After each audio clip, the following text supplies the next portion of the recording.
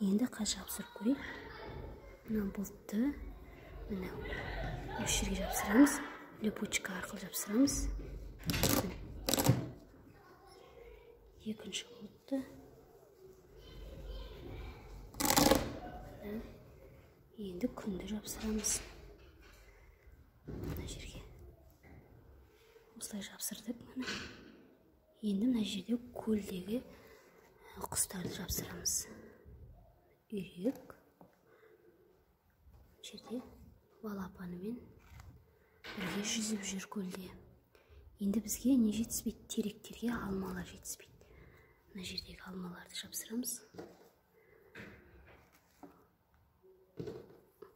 Липучка артында осыны өзінің орындарына жапсырамыз.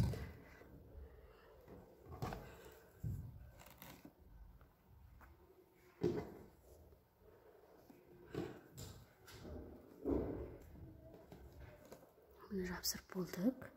Енді бізге мына жерге кемпірқосақты жапсырамыз. Әр түрлі түстерден болады. Мына жерде түстер дайындап отыр.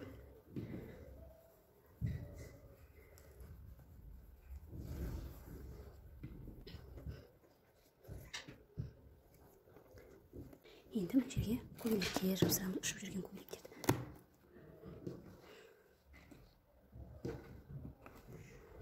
Содан кейін гүлдерді жапсырамыз, өсіп тұрған гүлдерді.